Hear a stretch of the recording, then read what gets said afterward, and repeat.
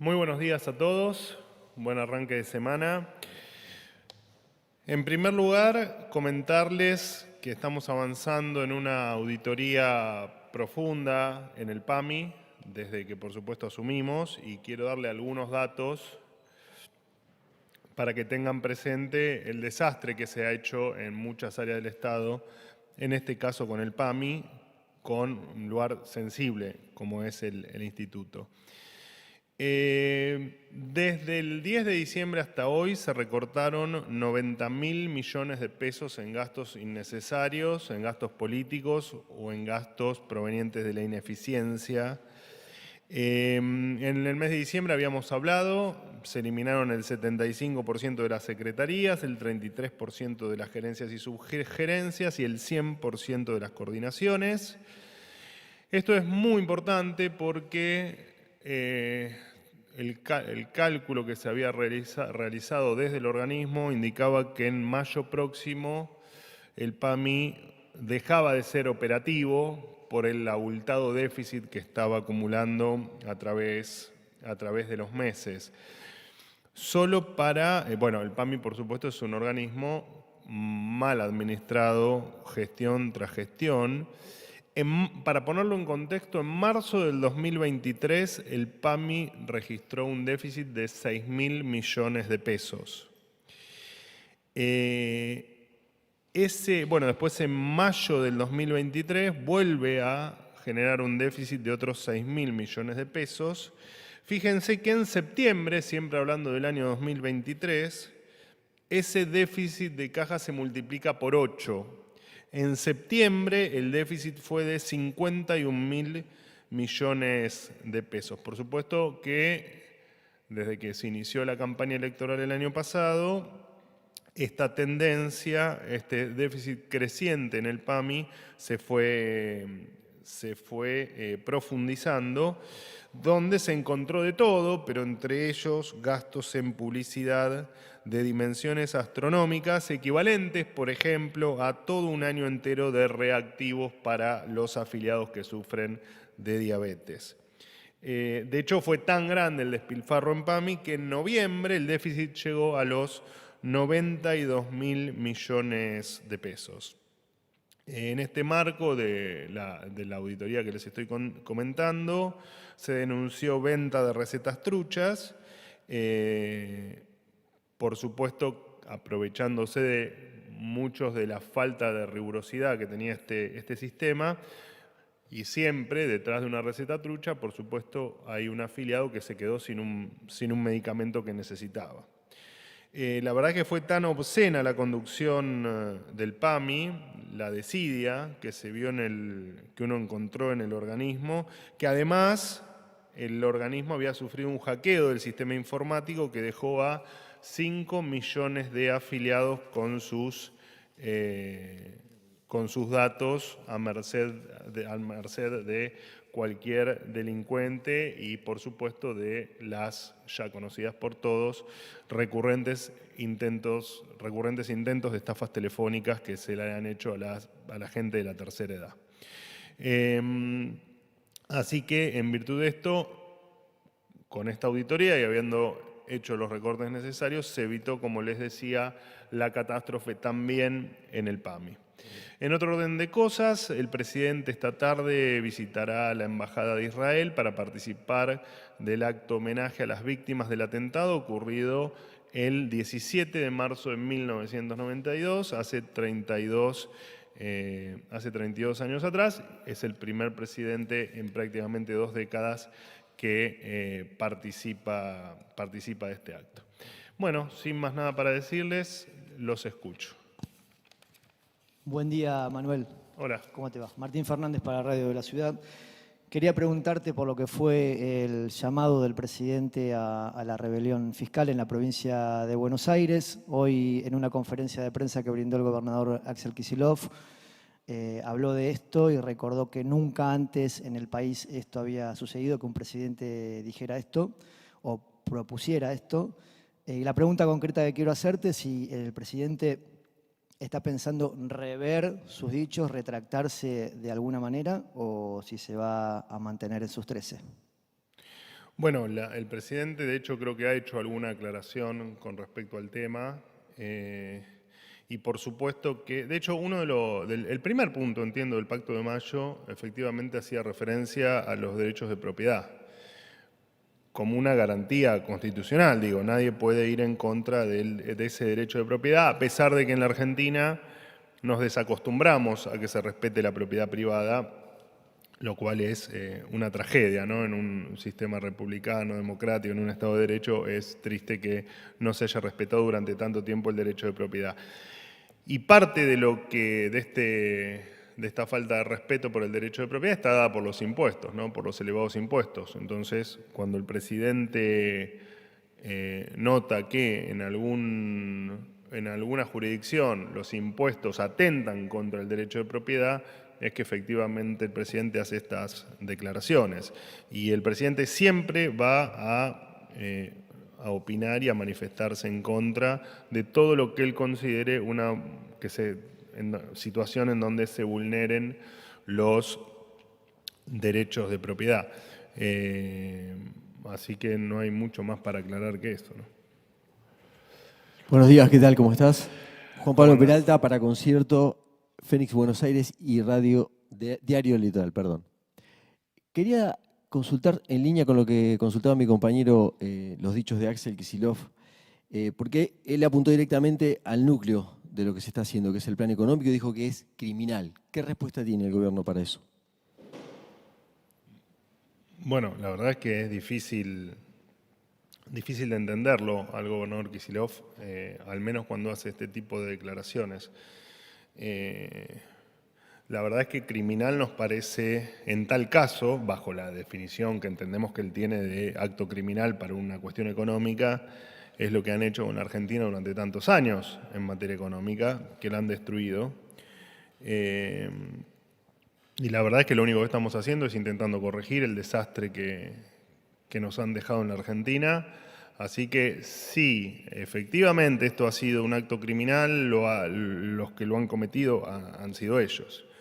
De hecho, nos sorprende cómo el gobernador Kicillof se desentiende del despilfarro público, ¿no? Y del despilfarro que han hecho no solo en el gobierno nacional, sino también en el gobierno de la provincia de Buenos Aires, en el que él es gobernador. Mira, de hecho, aprovecho para marcarte algunos gastos que ha tenido el gobernador Kicillof,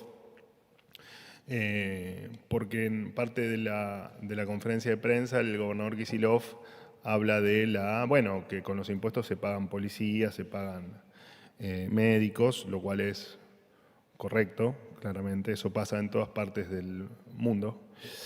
Pero más allá de eso, que no nos ha sorprendido claramente esa definición, también en la provincia de Buenos Aires se pagan, por ejemplo, en perspectiva de género, en políticas de perspectiva de género, esto es información oficial de la provincia de Buenos Aires, casi 170.000 millones de pesos. También hay programas como Mar para Todas, que busca garantizar el derecho al tiempo libre y descanso de las mujeres LGBTI+. Masculinidades para la Igualdad, destinado a promover masculinidades igualitarias y no discriminatorias en el territorio de la provincia de Buenos Aires e incluir la perspectiva de masculinidades en el ESI. Programa Haceme Tuyo, programa que se ha hecho muy famoso y viral en un momento, que provee geles lubricantes de uso íntimo en concepto de elementos de cuidado para la humectación y o lubricación de genitales externos en pos de sexualidades saludables. Plazas por la Igualdad es otro de los programas que busca acercar las plazas y los parques bonaerenses, busca llevar a los parques estas políticas públicas. Bueno, Ciencias sin estereotipos. Juguemos Piola, un programa que fortalece los recursos para abordar proyectos sobre el derecho a jugar. Programa Buen Vivir, que le entregan bicicletas, luces LED, tachos de separación de residuos a vaya a saber Dios quién, y viajes de fin de curso que plantea la posibilidad de que todos los estudiantes puedan viajar, con el agravante que viajan muchos que no lo necesitan, ¿no? Que no necesitan ser subsidiados en un viaje de egresados. Así que lo que estamos en contra es eso, es que se use el dinero del contribuyente de una manera tal vez, digamos, confiscatoria o con aumentos que tal vez sean excesivos para el tipo de gasto que tienen algunas jurisdicciones. Simplemente eso, digamos, no me parece que haya nada criminal en cuestionar los gastos excesivos del Estado, ¿no? Sea del Estado de la provincia o sea de cualquier otro estrato del gobierno. Bueno, hoy hablamos del PAMI, digo, acá nos pasamos hablando de cuestiones del gobierno nacional también y de otras provincias, así que apelamos a que entendamos que en una Argentina pobre, con impuestos muy elevados y con una presión récord, con una presión fiscal récord, bueno, que algunas cosas tal vez estén más en línea con lo que la gente pretende y con lo que la gente está dispuesta también a pagar con sus impuestos, ¿no? Porque esa es otra cuestión.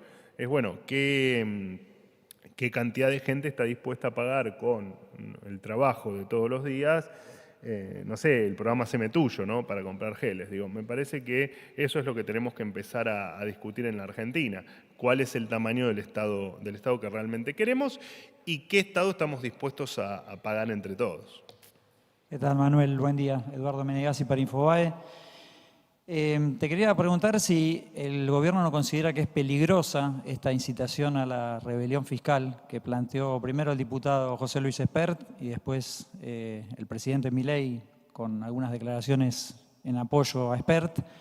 ¿Y por qué no adopta la misma posición el gobierno respecto de otras provincias, cuando se sabe que, de acuerdo a los recortes que impuso el gobierno nacional, también dispusieron importantes aumentos en otros impuestos? Gracias.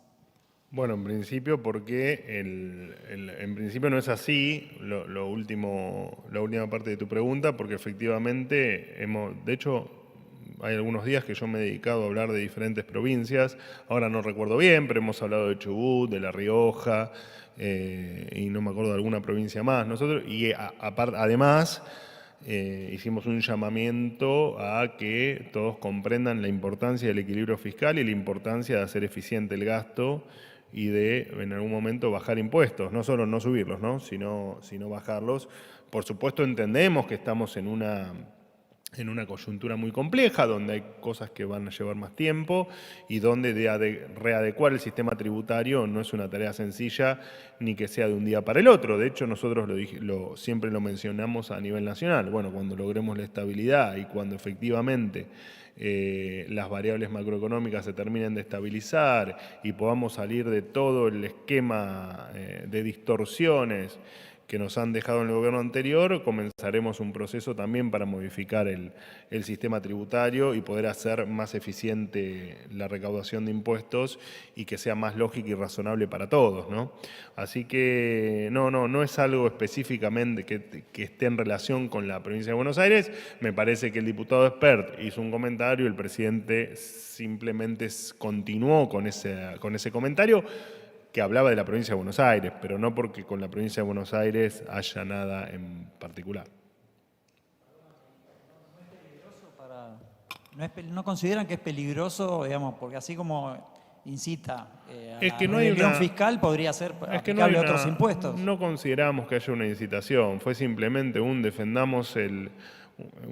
defendamos o tengamos bien en claro que la propiedad privada es un derecho que se debe respetar. Me parece que fue simplemente eso. ¿Qué tal? Buenos días, Manuel. ¿Cómo anda, Fabián? ¿Qué tal? Para FM La Patriada, consultarte, está clara la diferencia en política internacional que sostiene el gobierno de Javier Milei con respecto al anterior. Hoy se cumplen 32 años del atentado lamentable contra la Embajada de Israel. Quería preguntarte si no temen las mismas consecuencias que sufrió el gobierno de Carlos Menem a partir de la política de seguimiento de los Estados Unidos, haber participado en la guerra del Golfo con el atentado contra la Embajada, la AMIA y Río Tercero, la vinculación con la guerra. O sea, en síntesis, a pesar de las diferencias, si no es un seguidismo hacia la política de Estados Unidos y de Israel que puede provocar lesiones a los argentinos. Gracias. Bueno, lo cierto es que no. Por supuesto que además hay un dato adicional, ¿no? Que es en muchos de los casos que mencionaste, todavía no tenemos justicia. Y creo que hay que seguir buscando y luchando por esa justicia para que en fin, porque también es parte de un país normal tener justicia y nosotros no la hemos tenido. Desde que ocurrieron los atentados hasta hoy, lo que hemos hecho en muchos casos han sido malos pasos. Y no, la verdad es que si estar de acuerdo con algún país o haber cambiado, como vos mencionaste, el lineamiento en materia de política internacional deviene en un miedo a un atentado, bueno, lo mal que estamos, ¿no? Me parece que no, y me parece también que los esfuerzos en materia de seguridad que se están haciendo son infinitos, así que no veo que eso ni que sea así, ni que en tal caso pueda generar lo que vos estás mencionando. No, la verdad que no. Última pregunta. ¿Qué tal, vocero? ¿Cómo está? Sofía Rojas para Noticias Argentinas. Quería consultarle, sobre todo ante el colapso de hospitales y los más de 102.000 casos de dengue que llevaron a 79 muertos, dejaron el saldo de 79 muertos, si el gobierno considera reactivar la pauta publicitaria para la campaña de prevención y si está en estudio la posibilidad de incorporar la vacuna contra el dengue al calendario, ahora que la OMS recomienda su uso en una franja etaria de la sociedad expuesta a la enfermedad. Gracias. Bueno, en principio hemos hablado de la vacuna contra el dengue. De hecho, incluso creo que el propio Ministerio de Salud ha hecho sus propias declaraciones. Sí, la pregunta era porque a partir del 8 de marzo la OMS lo recomienda en menores de 6 a 19 expuestos a la enfermedad, por eso. Claro, el tema es que la inmunidad, no soy médico, pero estoy aprendiendo mucho en muchas áreas del gobierno. La inmunidad se logra a través del paso del tiempo, por lo tanto vacunar ahora implicaría que esa inmunidad la vas a lograr dentro de tal vez 4 meses, donde ya el mosquito no sea un inconveniente. Por lo tanto, y más allá de que la efectividad tampoco está comprobada, los niveles de efectividad que pueda tener la vacuna. Así que por el momento no lo vemos necesario, es un tema que lo monitorea permanentemente el Ministerio de Salud. Cuando haya que cambiar algo de la normativa o de la obligatoriedad de la vacuna o de que ésta se puede incluir en el calendario de vacunación, se va a hacer. Por ahora esa decisión no está en agenda. Lo que no quita, te repito, que mañana podamos cambiar el modo de actuar en virtud de la vacuna, pero por ahora lo vemos innecesario. Perdón, ¿y la posibilidad de reactivar la pauta publicitaria para la difusión de la campaña? De hecho, por supuesto que hay pauta publicitaria en caso de que haya alguna emergencia o alguna cuestión que haya que comunicar. Por ahora el caso del dengue no está dentro de esa posibilidad. ¿Listo? Muchas gracias, chicos. Buen arranque de semana.